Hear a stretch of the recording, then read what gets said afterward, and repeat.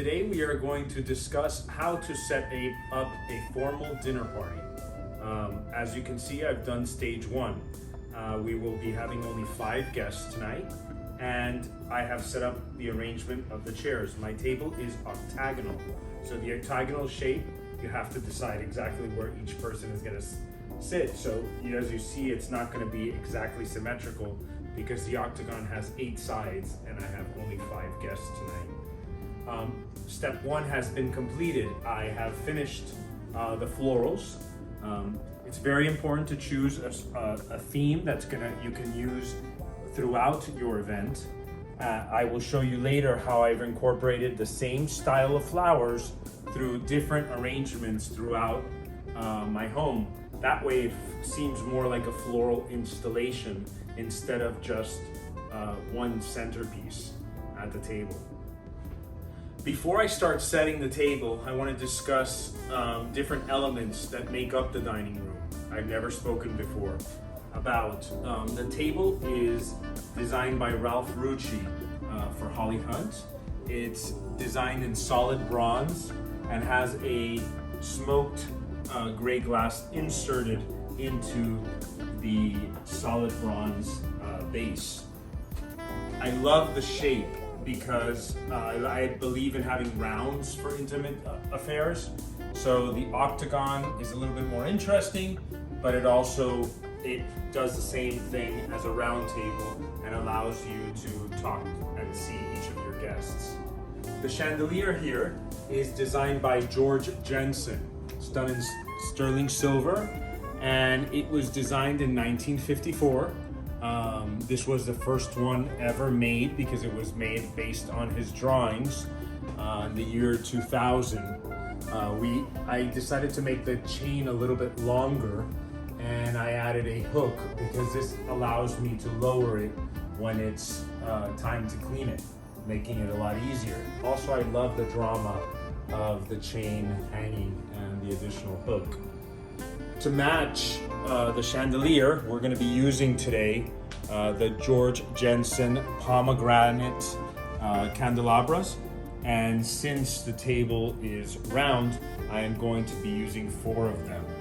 The base of the arrangement, which actually the florals grew larger than I was planning to because they were so beautiful, is done by Martelet in 1854 in the beginning of the Martelet Gorham collection.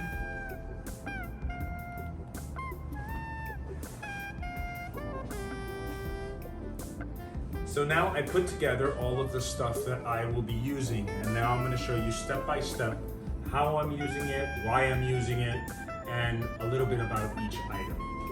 First, we are going to start with the charger. It's very important that you determine which size fits best for the amount of guests you have, because this stays on the table the whole evening.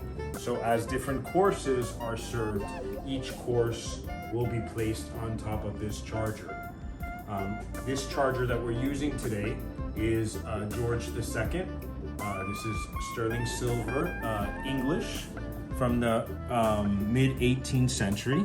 I love the design because it lends itself to a very eclectic mix. Since it has very clean lines, many of the pieces that I'm using that are from the 20th century won't make such a sharp contrast. That won't make the event look unified. Now I'm going to show the china that we're going to be using. The china was designed by George Jensen in 1964. It was designed and it was manufactured by Rosenthal.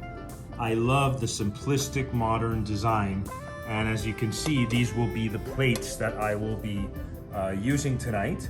So each of the 7 courses will be brought on these. So when you're planning a dinner party and you're serving many courses, you also have to remember what has to be in the kitchen set up for the chef to be able to prepare on. So for tonight, I have 7 plates per person already prepared for the chef so that they can present each of the courses on. Now I'm going to be putting all of our glassware This is the glass we're going to be using for water, our water glass.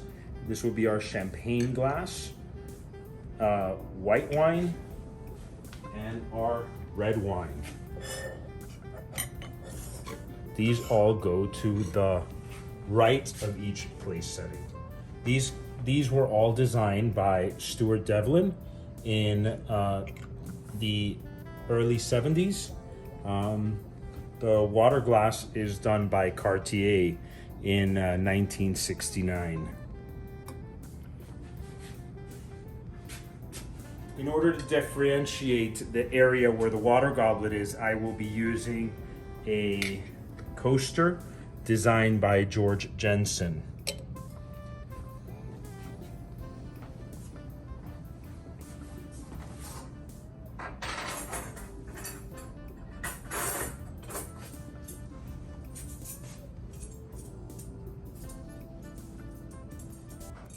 Now I'm going to be setting the flatware.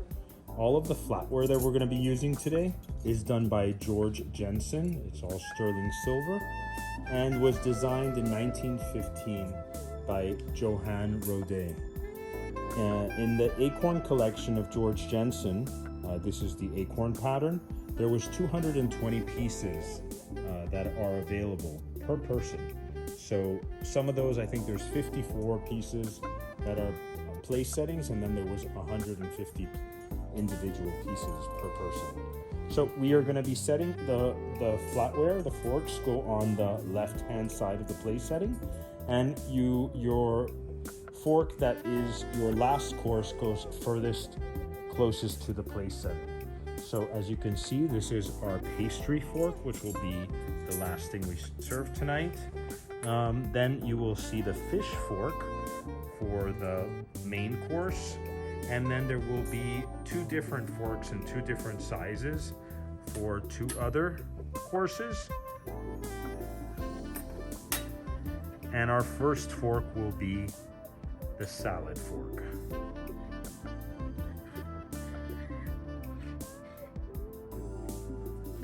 Now I'm going to be placing the knives. The knives go on the right side of the place setting. Our first knife, which is our last course, is a solid silver with a silver blade pastry knife. Then we will have our fish knife goes, which is our last of the main courses. Then I'm going to go with my larger fork, which is the 9-inch fork with a stainless steel blade that has serration on the edge to be able to cut. Then I have my smaller knife. It's an 8-inch with stainless steel blade. And then I will be using this 6-inch knife for the larger pieces of the salad to be able to be cut.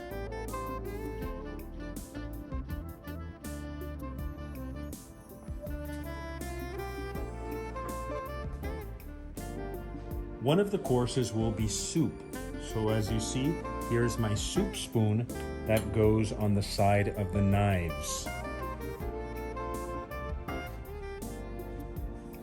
Now I'm going to be setting up our George Jensen Blossom pattern bread plate with matching butter plate. Butter should go closer, make it easier. I will also be placing on the bread plate the butter knife.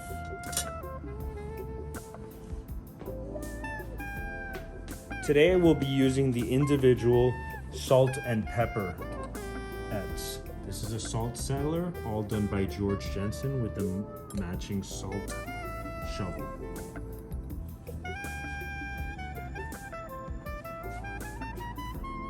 Now for the last touch, I'm going to be placing the napkin and napkin ring on the plate. It will go directly over the charger, and to add a finishing touch, each one will get a matching floral touch that matches the centerpiece in order to get it to feel a little bit more custom. The napkin ring is done by George Jensen. also matching the acorn pattern.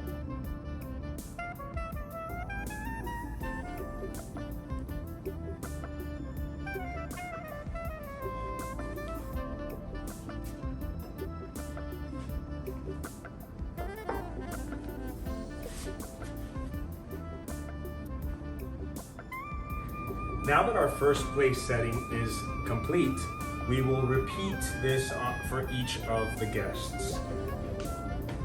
Once you collect pieces like these, it's very important to learn about them. You have a lot of history here. A lot of history that represents great design and elegance. So if you learn about them, it makes great table discussions while you're having dinner.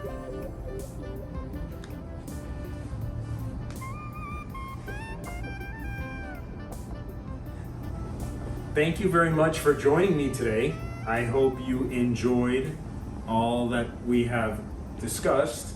If you have any questions about any of the product you see here, everything is for sale.